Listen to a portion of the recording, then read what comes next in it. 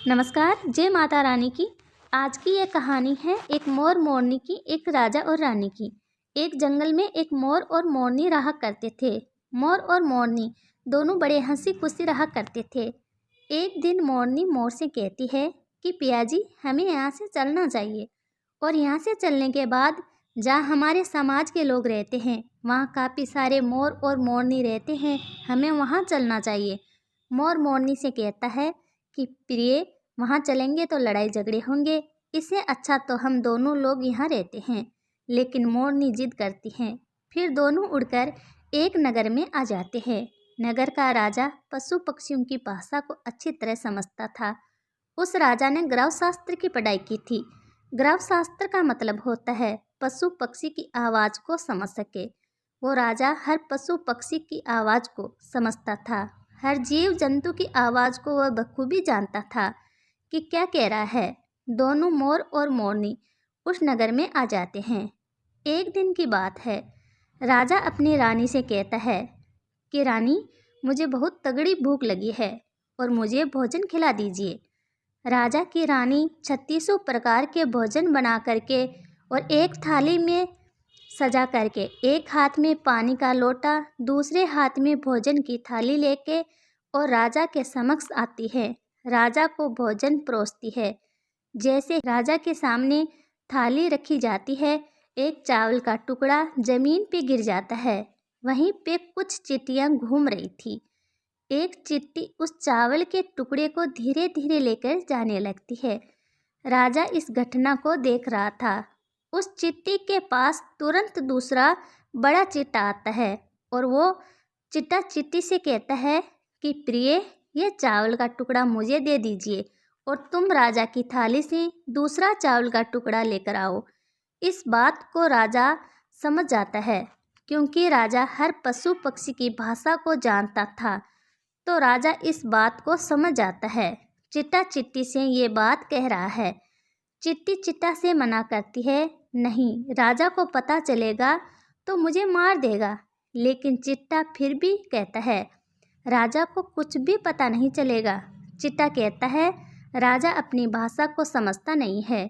चिट्टी फिर जाने की कोशिश करती है, लेकिन आधे रास्ते से वापस लौट आती है और जाके चिट्टा से कहती है, नहीं, मैं नहीं जाऊंगी। हो सकता है राजा को पता चल जाए और राजा मेरी मृत्यु कर सकता है। चिट्टा चिट्टी से कहता है। चिट्टा को इस बात का आभास हो जाता है कि राजा हमारी बात को सुन रहा है और समझ भी सकता है। चिट्टा चिट्टी से कहता है, राजा हमारी बात सुन रहा है और समझ भी सकता है। चिट्टी कहती है, अगर राजा ने हमारी बात सुन ली और हमारी बात किसी अन्य व्यक्ति से कहेगा, राजा उसी वक्त पत्रकार बन जाएगा। राजा चिट्टा और चींटी की इस बात को बखूबी सुन लेता है और समझ भी लेता है। राजा इस बात को सुनकर हंसने लगता है। राजा को हंसी आती है। जैसे ही राजा को हंसी आती है, राजा की रानी रसोई से बाहर आ जाती है। रानी जैसे ही रसोई से बाहर आती है, उसे राजा हंसता हुआ दिखाई देता है।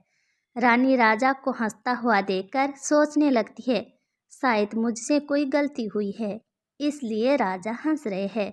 रानी राजा के पास में आती है और राजा से कहती है, महाराज, क्या मुझसे कोई अपराध हुआ है? क्या मुझसे कोई गलती हुई है जो आप इतने तगड़े हंस रहे हैं? राजा कहता है, नहीं, ऐसी कोई बात नहीं है, बस ऐसे ही हंसी आ गई। रानी जिद करती है और कहती है, नहीं, मुझे आपको बताना ही पड़ेगा कि आप किस बात पर हंस रहे हैं। राजा बार बार मना करता है, क्योंकि राजा को पता था, राजा को ये मालूम था कि चिट्टी ने ये कहा है, यदि मैं चिट्टी वाली बात किसी को बताऊंगा तो पत्थर का बन जाऊंगा। इसलिए राजा रानी को ये बात नहीं बताना चाहता था। लेकिन रानी बार बार जिद करती थी और कहती है, आपको मुझे बताना ही पड़ेगा। यदि मुझसे सच्चा प्रेम करते हैं, मुझे अपनी रानी समझते हैं, तो आपको ये बात बताना ही पड़ेगा। अब राजा बड़ा धर्म संकट में पड़ जाता है। राजा बार बार मना करता है। यदि राजा रानी को बात बताएगा तो पत्थर का बन जाएगा, अगर नहीं बताएगा तो रानी का विश्वास खत्म हो जाएगा। रानी जिद करने लग जाती है। रानी की जिद के सामने राजा को झुकना ही पड़ता है और राजा कहते हैं, ठीक है, यदि मैं आपको ये बात बताऊंगा तो आपको पछताना पड़ेगा। रानी कहती है कि आप अभी तो मना कर रहे थे कि यूं ही कोई बात नहीं है और अब आप कह रहे हैं कि मुझे पछताना पड़ेगा, ज़रूर कोई तगड़ी बात है। तो रानी और भी ज़्यादा जिद करने लगती है। राजा कहता है, ठीक है, यदि आप नहीं मान रही हो तो किसी जंगल में चलते हैं, वहाँ मैं इस बात को आपको सुनाऊंगा। राजा रानी रथ में सवार होकर जंगल की तरफ निकल जाते हैं। जैसे ही वह घनघोर जंगल में पहुंच जाते हैं और राजा इस बात को शुरू करने लगता है, रानी को सुनाने लगता है। जैसे ही वह थोड़ी थोड़ी बात कहता गया, वैसे ही राजा थोड़ी थोड़ी बात रानी को सुनाते गया। वैसे वैसे धीरे धीरे पत्थर का होता गया। जैसे ही राजा ने रानी को आधी बात सुनाई तो आधा पत्थर का हो गया। राजा फिर रानी से कहता है कि रानी, मैं धीरे धीरे पत्थर का बनता जा रहा हूँ, तुम बहुत पछताओगी। रानी कहती है कि राजा साहब, महाराज, थोड़ी सी बात बची है, उसको भी कह दीजिए। राजा संपूर्ण बात कहता है और पूरा पत्थर का हो जाता है। रानी की जिद के कारण राजा पूरा पत्थर का हो जाता है। रानी सर पकड़कर रोने लगती है। उस पत्थर को हिलाने की कोशिश करती है, पर भारी भरकम पत्थर कैसे हिले, क्योंकि राजा बहुत भारी था। इस कहानी से हमें ये सीख मिलती है कि तिरियाहट से बचना चाहिए।